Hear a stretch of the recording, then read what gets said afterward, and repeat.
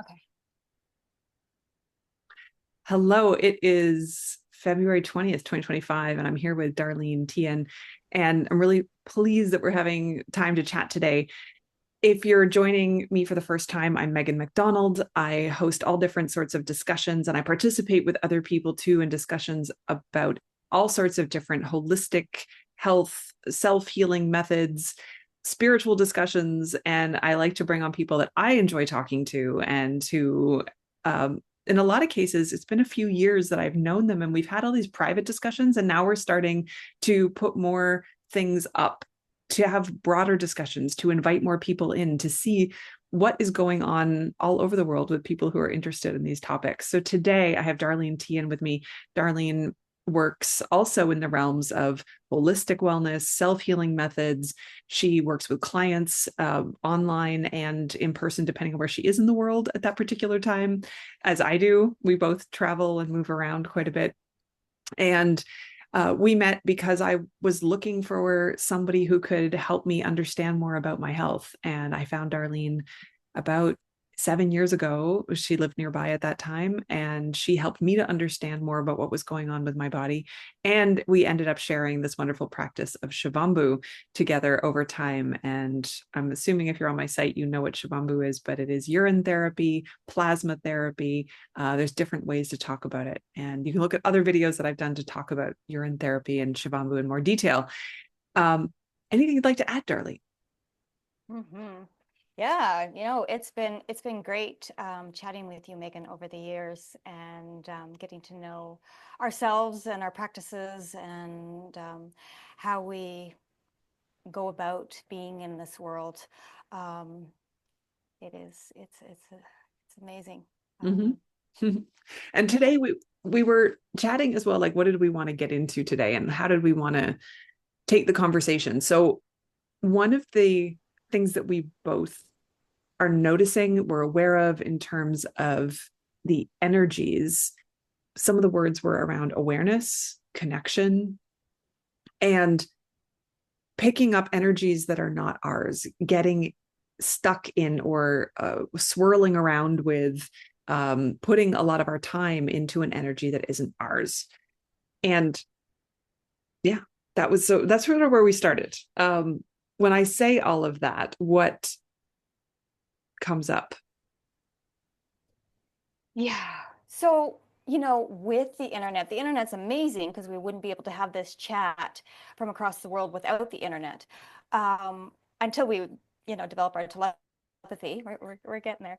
Yeah. But, the internet is amazing. But with the news of the world everywhere in the world, we can get ourselves involved in somebody else's trauma, somebody else's pain, somebody else's, which doesn't mean we diminish it at all. We acknowledge that it's out there, that there's a lot going out there. But if we take that on personally when there's absolutely nothing we can do about it, then that's really affecting our energy and our being and what we can affect in the world around us. So the ripple that comes out from us, the frequency that comes out from us, that is, our bubble is what we can affect in the world. And we need to be aware of that, I believe. And I assume you do too. Absolutely. So this is part of the right away from what you said, a couple different things are coming to me. And one of them is this idea of what is mine and how do I know what is mine? Mhm. How do I notice the difference of, like, am I involving myself in something that is so far away from me that it's actually draining me, that it's way out there? This, how do compassion and empathy work in that, construction? Because we don't want to shut down compassion or empathy. We want our heart to remain open toward everything that's happening. And then what are the practices that help us to come back to ourselves, to feel grounded, to find our center, to be able to know what's ours and what isn't ours to begin with? And that all of those practices, then how do those also not become I know a lot of people are like, I'm so busy, we want me to do more things. And so it's like, how do those practices become something that is easy and easeful and is quick and not another burden of something to feel like we have to do? So Mm. um, picking. So I'll put this out there. Spoiler alert for people. If you're thinking, what are we talking about today? We will definitely be talking about how Shivambu is good for doing all these things and why it's good for doing all these things. But before we go into that a bit more, just to sort of set that stage of, because I fully agree, if another way to put it in terms of saying we get caught up in things that aren't ours, we can't affect them. My experience and the teachings I've received from people tell me if the universe, existence, God wants me to do something, it's going to make it so obvious I can't ignore it. I agree. If I it's agree. mine to do. That synchronicity, it will come into your path if it's yours to do, and then you can put out your energy. So, I've been talking to a lot of people that have been following me about the frequency of our energy and the frequency of, we can only work from when our frequency is overflowing. Mm, And the importance of, when you want to do something outside of your realm, are you taking from the overflow or are you taking from a deficit spot? And you can't give from a deficit. You'll just burn yourself out in that process. And so this overflow is so important. so how do we get to a point where we have an overflow of frequency as in the words that you're using? Like what is that? If someone's in deficit, what does it look like? If someone is balanced, what does it look like? And overflow. Right. Yeah. So to me, it is if you're doing a lot of things that don't fill your heart, it is draining that frequency. If you have unresolved issues in your life, unresolved traumas, that can be like leaks in your frequency that make it harder to keep it at a full level. Mm-hmm. As the frequency flows through your body, it makes it harder because things are just leaking out. People are draining on you. You're not able to set your boundaries. You're not able to set um, you know, good housekeeping of just your being, not able to say no to people, not able to say, to know when it's a good time to help somebody and when it's a good time that you don't have the overflow to help them Yeah. from. And Um, when someone starts to then have a more balanced energy frequency, so they're not as drained, what does that start to feel like in the body? Relaxed peace, Mm. that peace in the body that, and creative, so, when you have a full frequency, then the creative energy starts to flow, and then you have more ideas of how to do these other projects, how to do these other things in your life. But when you're not coming from the overflow, then you don't have it. It's, you're just like, I do not have that extra to give. Yeah. So there's less struggle is another word. Like if we think if people are Mhm. like, what am I looking for in myself? If I'm balanced, if I feel like things are going well, and versus if the energy is moving fluidly, if I have enough for me and to then go out beyond me, what does that look or feel like? And one word is struggle that we could come back to, that there's less struggle within and without. Right. That fair? Yeah. Yeah, struggle is a good way to put it. I never thought of it but it is. It's just, so you've got to look at everything in your life. If you're still at a deficit spot in your life, then you have to look at everything and say, what is draining me? And make some changes. You are the creator of your life. What changes need to be made in my life so that I'm not constantly struggling? And because some people have got stuck into this notion that life has to be a struggle, and it doesn't have to be a struggle. It's the conscious choices, all the decisions we make on a daily basis that add up to the creation of our lives. I just pulled up an image that, as you were talking, I thought, I wonder if this would help people to visualize part of what we're talking about. And it's not, can you see that image? Yes, yes, I can. Okay. So this is just an example from a book that I Mhm. happen to have. And so I knew that I could pull it up quickly. This is Mhm. using the Carillion photography, which allows us to see someone's aura. Yeah. And so this is from Mata Dalian's book, from her self-healing method.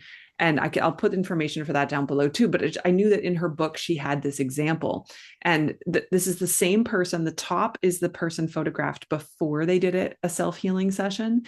And the Mhm. below is the person after they've done that self-healing session.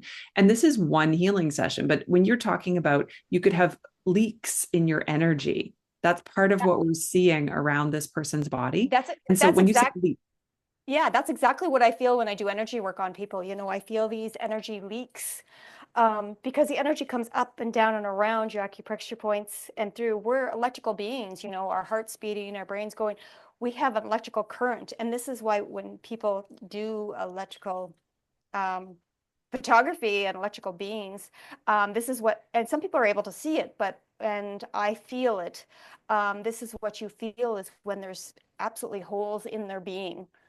Yeah, for sure. I like and this, this picture a lot. yeah, and then so this is part of it then for to understand that for people to go, okay, fine, but that's so abstract, and how can I know if I'm better? And there are tools that help us. And this is one example, and I am a practitioner of the Darlene method, so I'm very comfortable showing this and going, I know this works. Like I'm not, this isn't something that I've just found online and don't know if it helps people.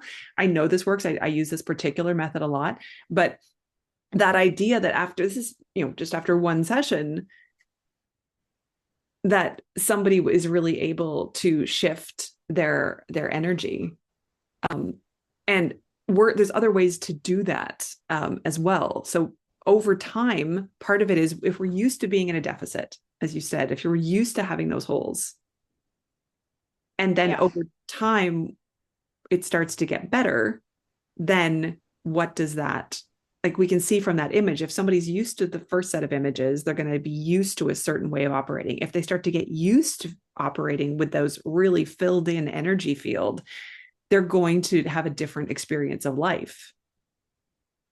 absolutely. Absolutely. They're going to have this huge difference in experience. And that's what integration is. You look at integration, a lot of times integration is only explained in plant medicine, stuff like that. But integration, that term can be used in anything in your life when you go from one frequency to another frequency. Um, the old frequency, are you still there, Megan? Yep. I might have Yes. lost you. Nope. Still here. Can you still hear me? Yep. Okay. So you froze for a second. I didn't know if you were still there. So the old frequency is the whole frequency. That is a certain frequency. And then when you feel in that frequency, it's another frequency. So your whole old life is this frequency. Your new life becomes this frequency. So you have to go and look at every part in your life and see, does it match this new frequency? Because if you don't change that, then you're going to slip back into your old frequency with the holes again. And this is why some people keep going back and back and back with these different modalities, and they're not getting progress because they actually have to do the work of physically changing things in their life. They can't just go to a practitioner and be like, oh, I'm healed. They have to do the work themselves of what needs to be changed in my life so that I can maintain that frequency. And so this brings us back then to like going to a practitioner is helpful. We become more aware of certain things, but self healing becomes Mm-hmm. one of the biggest aspects. So yes, I can go to you and I can say, which herbs should I take and how could they help me? And you can give me some things and I can work with them. And in the end, I have to do the emotional work, the mental work, the spiritual work myself. And I can be guided. I can have a good guide who can help me, but I have to feel my feelings. I have to be in my Mm-hmm. body. And so this was this idea of what are the more subtle layers of awareness or subtle layers of connection as humans? And one of the things that we've talked about is that how do we have to connect to the self very deeply. You just said when your frequency changes, you have to really do an inventory of your life and be able to make to see what needs to change if I want to be in this other place, because when my energy field fills in, I'm different. How does everything else in my life match that? How do I connect to myself more deeply? And we talked about how working with our own urine really helps us with that connection. And Right, right. you Because you it's, yeah, please. oh, no. Yeah, no, because you know, it's going to kind of give us the codes for what we need to change. It's medicine for our soul. So then when we check in with our heart, when we're making decisions, do I go this path or this path, this path or this path, of the hundreds of thousands of decisions you make every day, and then the major decisions you make over weeks and months and years, you know, what feels right to my soul? What feels right to my vibration and frequency? What is the best choice? Not thinking in the head, but really feeling in our frequency and our vibration and our soul and our heart, what is the best choice for us so we can make the, life of our dreams. And so part of that, just picking up on, so working with the Shivambu for people who are doing that, part of why there's all the physical benefits that, it works on skin. It absolutely works on skin. You don't ever have to do anything more than that. It will do things. And people often come to Shivambu because they're looking for a physical thing. They're looking to heal a physical aspect. And over time, we find that people start to then tap into the more personal, subtle, spiritual, energetic aspects of this work. And that's part of what I'm so interested in, is that when we work with Shivambu, either topically or internally, we are amplifying our own energy field. We're giving our own energy back to ourselves. So Mm-hmm. there's more of you in you. So when we are in a deficit, how do we build up our sense of self? Well, when there's more of this bioelectric, highly charged energy medicine that has all of the nutrients, you know, that we need, and it has all these, antibodies and hormones and all of that, but it carries the frequency of our thoughts and our emotions and our spiritual state on that day, and it carries the frequency of us. So as we are doing things and we put it either on the skin or back in the body, it's helping to hold our energy field. It's helping us to be able to amplify it potentially as well.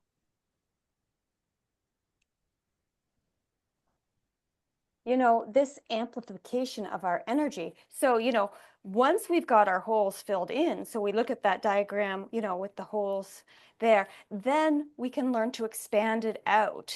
And this amplification is the raising of our frequency, raising of our energy. And, with Shivambu, it is our electrical system on overdrive. It's the battery fluid for the battery. It is the nutrient dense, electrolyte dense charge that we need, along with, our understanding of, why we're here and our experience.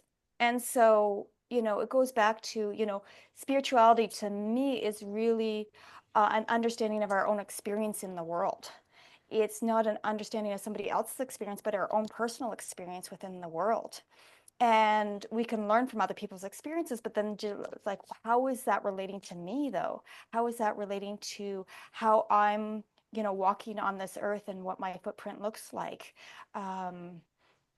with interconnection of nature, with interconnection of other relationships, friends, family, you know, partners, what does that look like to you? And how can you deepen that relationship once you've got, but you need to deepen it with yourself first, and then you can deepen it with every single thing that you come in contact with. So this goes back to, again, the spiritual teaching. People talk about you have to love yourself before you love others. And a lot of people roll their eyes and go, yeah, what, like that just sounds very self-centered. And it's like, Mhm. okay, in the mind, it's a self-centered concept. But in the Right. practice of the spiritual, in the practice of take it out of the mind wanting to see it just in one little box, to know yourself, like what you're talking about, how can you try to understand someone else if you don't understand your own emotions? What do Right. we do with little children? We show that we start really young now with them, and we show them pictures and say, what does this face look like? And it's something like sad, happy, and angry. Like we're talking basic emotional cues that will show up on faces. But we have to say to kids, that thing you feel, we're going to call that sad. And now, how do you recognize sad in someone else? But we teach them to recognize it in themselves first. Right. And acknowledge to that child, you know what I mean? Oh, I see you're feeling sad that dropped your cookie or dropped your ice cream. I see you're feeling sad about that. Yeah, I empathize with them that, yes, you're feeling sad about that. And this starts basic emotional literacy that a lot of us as, adults did not get as children. And so it has created holes in our field. And so we have to go back to recognizing each of those emotions, recognizing each of those feelings like you would a small child, because maybe it wasn't recognized properly when we were children. And so this is part of that understanding of saying, then, why is it not? What is the difference? It's not selfish to say, I have to know myself first, because how can I possibly understand not just the people in my family, the people in my life, in my community, but those people around the world who I'm seeing on the news every day who are suffering. And I am now feeling that suffering. But how can I truly not get depleted by just allowing all of my energy to go towards something else without understanding what it's doing, how that energy exchange is or is not happening with people who are that far away, how I can leak energy because I think it's compassionate to allow myself to feel huge amounts of emotion, but not understanding that just feeling it without a deeper understanding of why that's happening within me is going to deplete me. So I think I said something there that may not, people won't be going, what do you mean by that? Feeling is also energy, as you were saying, and as we see in the body diagram. Yeah. We only have so much energy, and there's some emotions demand more energy than others. Some emotions seem to build themselves up like in a positive way, and other emotions will drain again, like they'll just keep spiraling. If we're watching the news and Mhm. we're getting really caught up in it and it's creating deep amounts of sadness or angst or worry in us, but that thing is not, we can't do anything about it, then we don't realize that we have at some point in our lives felt that it was our job to feel all these things for other people, but we don't know how to then stop. We've been told it's good to be compassionate, it's good to show love, it's good to be present. But then where's the part where we understand that we can stop doing that and recharge? We can integrate our experience. I think this is, how would you put some of that? Right. So there's a number of things to unpack with that because you know, there is the electrical system and how I see it works. You know, to me, so your electrical system that comes up and down around you, that is like a tree, that it's like a Christmas tree almost. And then your thoughts are like the light bulbs that kind of go around it. And where the branches and the light bulbs kind of and the strand kind of interacts, that's where the light bulb is. And these kind of strands, so it's kind of like the old kind of Christmas tree light bulbs. If one gets a little unscrewed or one gets knocked out, then sometimes the whole strand can go out. And this is what's creating big holes. And so understanding that, you know, doing the self-care, you can screw that back in. You can replace, you can take, you know, a few days off and replace that light bulb. You can have a getaway. You can have time for yourself. You can set those boundaries. This is doing that self-repair so that all your light bulbs are glowing. Mm-hmm. You know, reaching out to other practitioners that may offer the support you need because you're not sure where to start. You know, all of this self-care is keeps that glowing. So then once that's glowing, then you're going to be less susceptible. So back to the empathy, you're going to be less susceptible to, because some people, they're like, I'm empathic, I can't even leave my house because they're so overwhelmed by the energy that's out there. Um, but yes, you can be very sensitive and aware, but if you fill those holes in, it won't be degrading to your ability to actually function in So, a social situation and, because it is your energetic boundary of not taking on somebody else's energy. right. So this is part of sort of, well, all humans have to learn this difference between where do I stop and where does the world begin? What is, and this is why we're saying, like, Mm-hmm. you can go out in public and not be overwhelmed. You can be in a social situation and not take on the emotions of everyone in the room. And Right. this is something that, though, that takes practice. And so we've It does take practice. Because sometimes you want to take on that other emotion. You want to go to a concert and you want to really feel it. You want to, go to good things. But, when, you walk into a room and something bad's happened, it's that entanglement of energies that and that something's going up and that you can, be like, okay, I feel that you're not in a good spot right now, but it doesn't mean you have to take it on personally. Um, and that energetic boundary is also an emotional boundary, and it's also your field of energy. And I think explaining it in this energetic way might seem a little bit, floofy for some people, but yet at the same time, it makes so much sense that we are electrical beings. This is why we can't stick our finger in a light bulb. We can't stick our finger, in an electrical socket. It's going to hurt us. And, when I used to be a firefighter and I used to have to shock people, I really had to make sure that this is why you say clear, because you can't, you're an electrical being and somebody's going to collapse if they get a shock that they shouldn't get. It is that electrical current that is so important that hasn't been taken care of in the body. It's kind of been um, neglected. Oh yeah, my heart's beating and I can think. That's all it is. But no, it's a whole system that is affected by our thoughts, our emotions, and our well-being. And so when we take that understanding and go, okay, my entire beingness is dependent on the flow of energy, of electrical currents, of and and that this energy can be self-sustaining within me if I know how to work with it instead of getting depleted all the time, instead of doing that. So we can list off all sorts of things like being in nature is a good replenisher of energy, walking barefoot, getting sunlight on our skin, drinking high quality, good water that isn't, contaminated, eating things that grow out of the earth, plants, vegetables, Mhm. fruits, herbs, but things that grow, that are alive, that show us that they are vital, right? Those are all things that help us with vitality in different ways. And then we get to the other side of from the physical side to the esoteric side, Right. Medi- meditation, Breath chanting, work.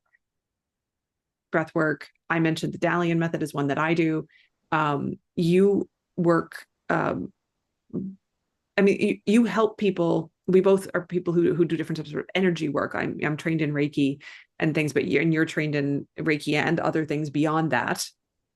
Right. So I kind of developed my own system now, which is, the electrical system, so I'm kind of an electrician for the body's system. So, I am feeling people's aura to see where those holes are so that we can, replace those light bulbs and replace those, things. And then people can move forward with breath work and stuff like that so they can learn to maintain it, or nature, whatever the person needs. We work together to see what is going to maintain this new system so you're not, running a short and constantly burning out light bulbs. Right. And so everybody will find their own balance over time. But for example, if we were going to give somebody a sort of a starter kit and say, like, here, three or four practices in terms of like, why does breath work? Why does meditation work? Why does Shivambu work? Mhm. So you mentioned, for example, like you can help somebody when you're doing energy work, you can help somebody to replace some light bulbs in the energy system, but they have to maintain it. Going to you Right. once a week to maintain it is not the answer, Right. right? Over time. So why does breath work? If you start doing breath work, like if you've just sort of cleared and reestablished some good energy boundaries, doing breath work does what? How would you explain it? Doing breath work on a number of levels. Doing breath work is going to help you um, increase your energy field. So you're doing a rhythmic amount of breathing. So that's going to help your chi and prana push through. It's going to give you some time and space to think, is there anything I need to do differently in my life? Because sometimes our brains and our life is going in such a fast space that once we slow down for a second, it gives us the space to make different decisions from. So partially it's bypassing some of the ego mind in a way. It's allowing the mind to work as a tool, as a it is an intelligence area, but the mind itself can't make decisions for the whole body. Right. So Right. the breath work helps to activate a broad, if you think what breathing does, it's expansion contraction, so like an accordion. Hmm. The universe is expanding and contracting. The word spanda is the Ayurvedic word for, so Sanskrit word for the expansion and contraction of everything, of the universe. So The that breath, ocean is expanding and contracting, everything. right, exactly. So that when we do that in our body, it builds up a charge, it builds up a field, but it also helps us to feel the how expansive we can get. And then our thoughts, we go into a more creative brainwaves, and then our thoughts can also be more expansive. So we're not stuck in the ideas that limit. Is that a reasonable? Absolutely, absolutely.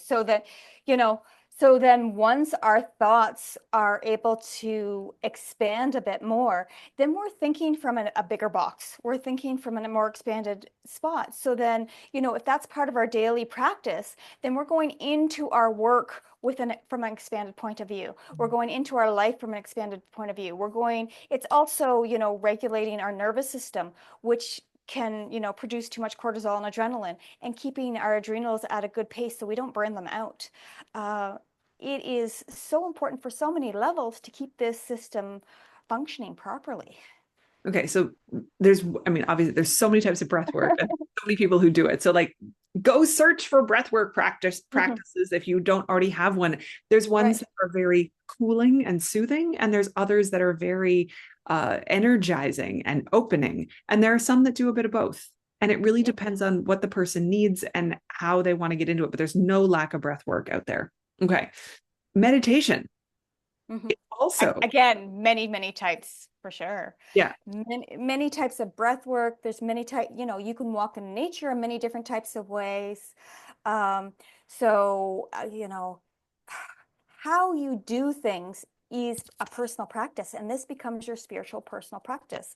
Whether you spend time with the breath work, whether you spend time doing breath work in nature, whether you spend time just walking in nature, whether you spend time connecting, whether you spend time journaling, whether you spend time, it is the spending time with yourself to energize, reconnect, and expand so that you're ready to take on other things from that point of view.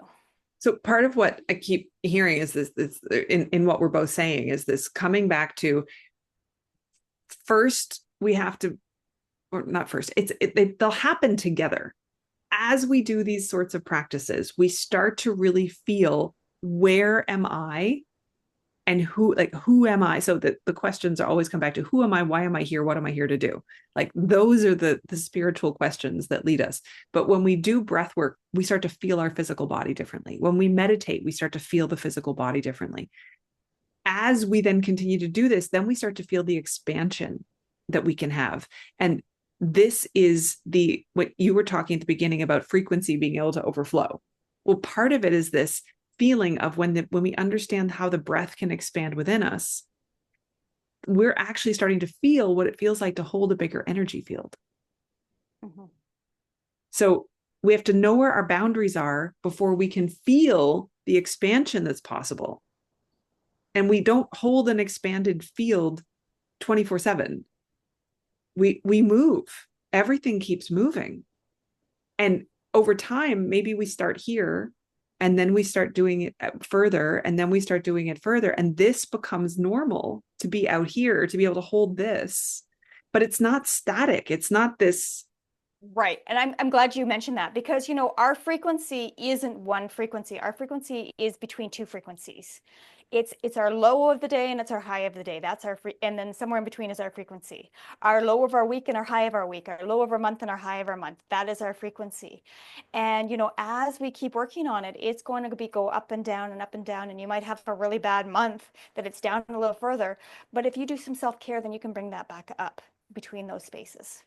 Yeah. And then you know what feels doable and like I can function even if things are hard right now. I know I can function if I feel like this. And I feel like this is the combination of physical energy, emotional energy, mental energy, spiritual energy, is a full picture of I can I can do what I need to do, even if it's hard. And then when things are different, you're like, oh, it's so much easier now than it was there. But I was able to keep going with those.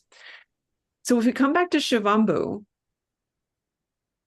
I find this is a really interesting one because one of the practices that I do every day, and I've done every day since I started back in 2013, because it was moisturizer and my skin was dry. So let's just be clear. I wasn't thinking of it as a spiritual practice, but I've rubbed Shivambu on my skin every day since then.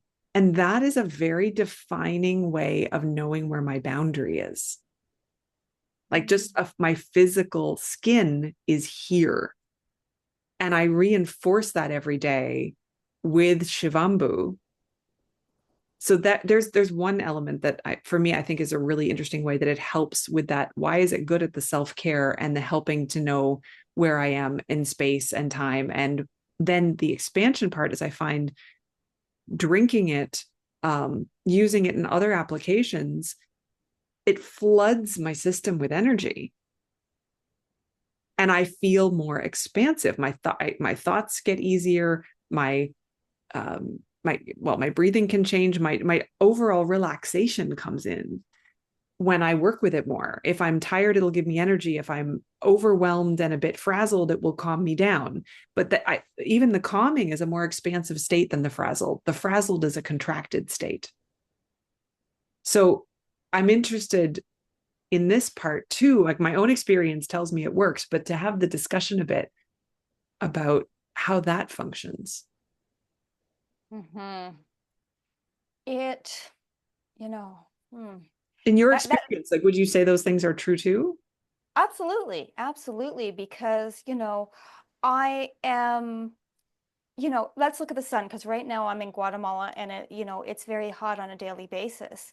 Um, but, I don't put sunscreen on. I don't, I put urine on my skin, not only to keep it hydrated because the sun can be dehydrating, but also to activate it in the sun to, so it's that interaction and connection and that border of, I am going to be healthier than healthy because I have that activation and protection all at the same time.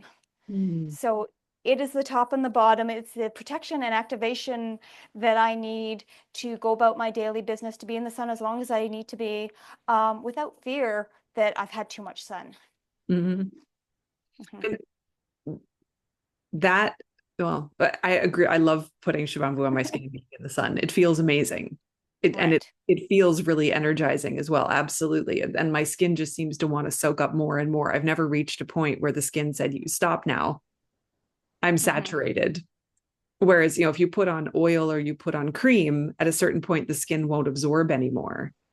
Right. But with the Shivambu, I've never reached the saturation point where it won't receive anymore. So that's another interesting piece to that. So the skin is our biggest organ, but it's kind of also interesting because it's our first forward outer layer that we're putting into the world to be exposed to by the air, to be exposed to by the water, to be exposed to by the sun, the wind, the elements.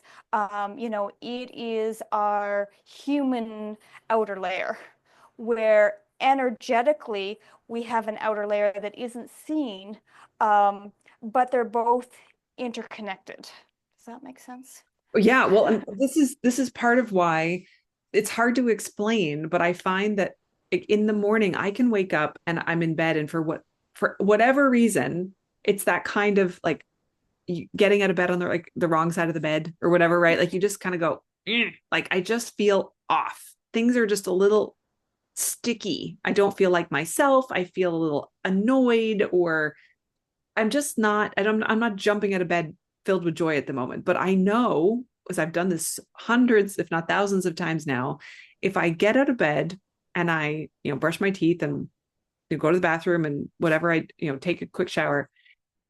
When I rub urine all over my body, by the time I finish doing that, 98% of the time, that sticky emotional thing that I may have had getting out of bed is gone.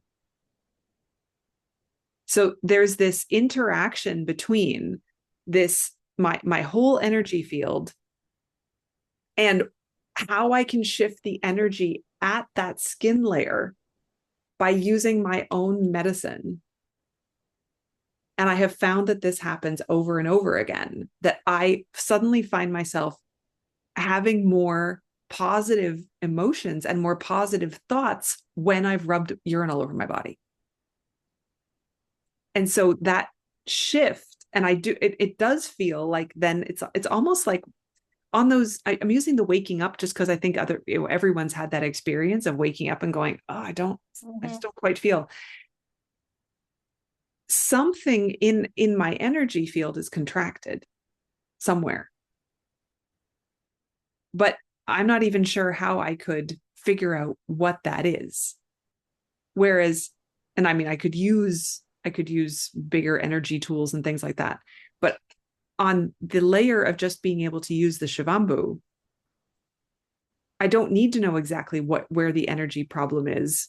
I can use the Shivambu, and the energy glitch seems to fix itself. I know we broke up a little bit there. Did you hear most of that?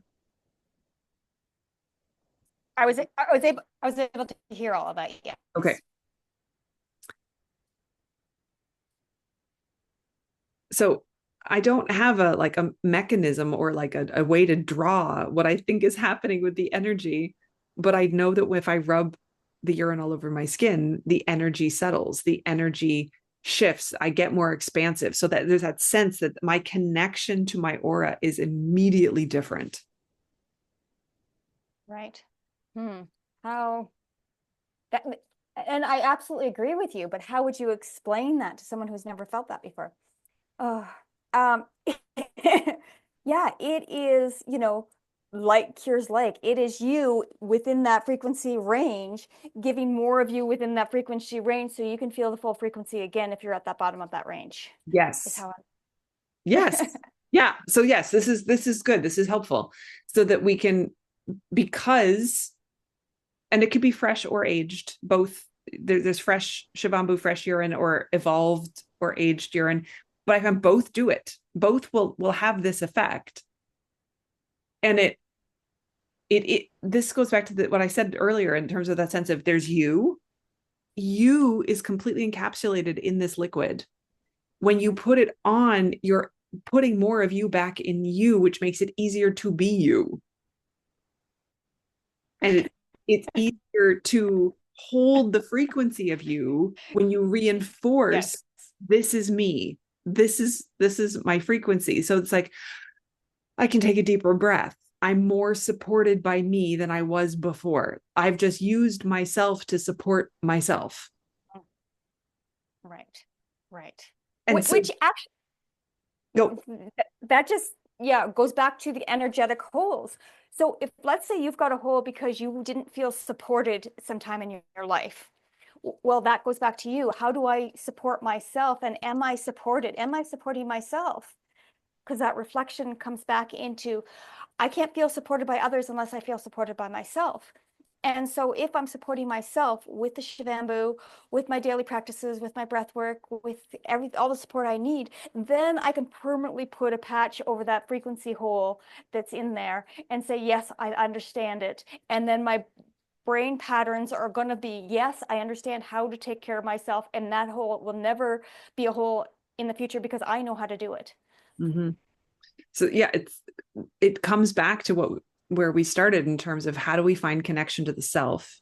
We have to connect with ourselves before we can connect authentically with others. If we're going, at this period in time where there's so much coming into us from the entire world, that we're connecting with what's happening with people, with emotions, with energies all over the planet. But it comes back to what's my energy and do I know what that feels like? And the more I know what that feels like, the easier it is for me to move in and out again, because the frequency is always moving, to move in and out from my own frequency and know when it's time to come back, know when it's time to replenish, integrate, sleep, rest. When is it time to expand outward and allow a different experience? And when is it time to contract and come back inward?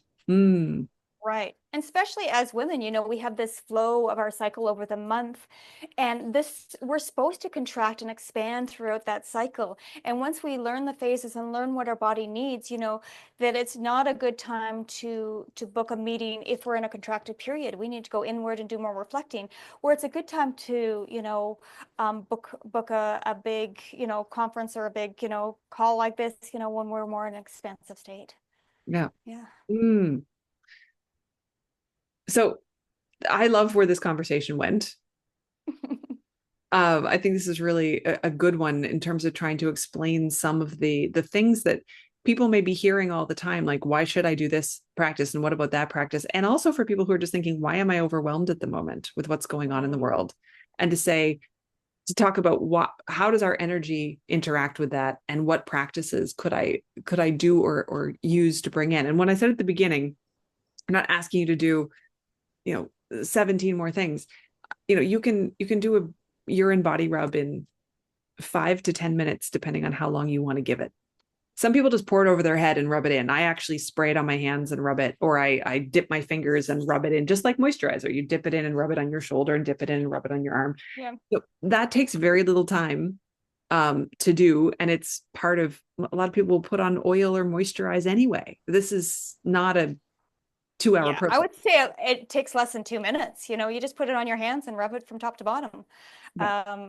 It's not but you could make it an expanded practice if you want to take some more time with it, and put intentions with it. You could put mantras or intentions in with the rubbing it on. You could rub it on specific parts that need a little extra love because they've been gone through some wear and tear in your life, and say, I put the intention of healing this part. And all of that can be part of your daily self-care practice of what you need Yeah. as an And individual. and for breathwork practices, the same thing. There are some that, even if it's 2 minutes and you set a timer and you focus on your breath, Hmm. and you consciously feel the inhalation, the expansion within your body, the exhalation, the contraction, and you really allow yourself to sit in that, you'll probably find yourself wanting to do more than 2 minutes pretty quickly. Like over a Hmm. few days, you'll go, maybe I should do 5 minutes of this because it's enjoyable. Hmm. Because when you really feel your breath, when you really understand breath work and feeling your breath, you feel that bliss of your energy expanding.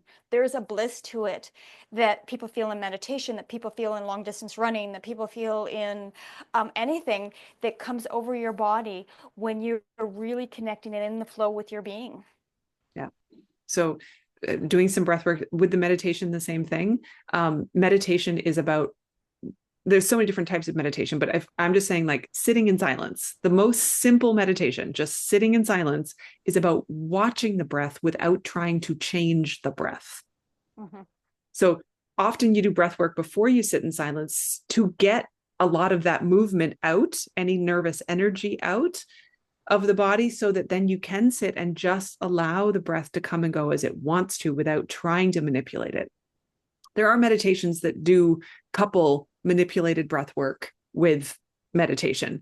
And those are also interesting. But I'm just saying, like, the most simple, so that people don't feel like they have to learn all these new techniques.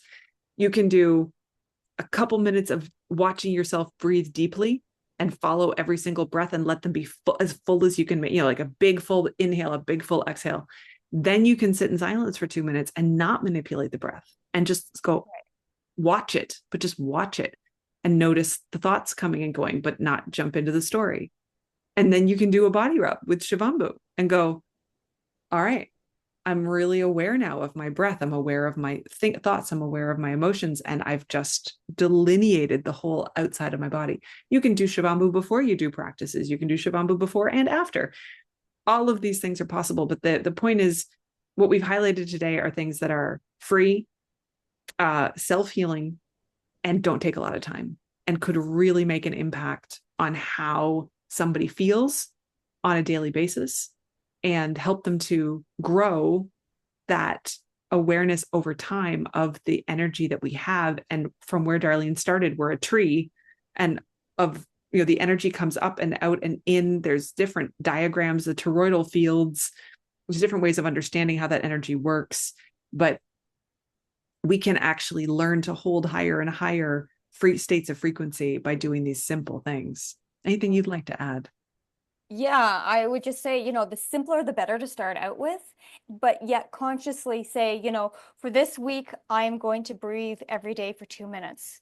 Or for, this month, I'm going to breathe every day for 5 minutes. It's whatever you have excess that you can give to yourself.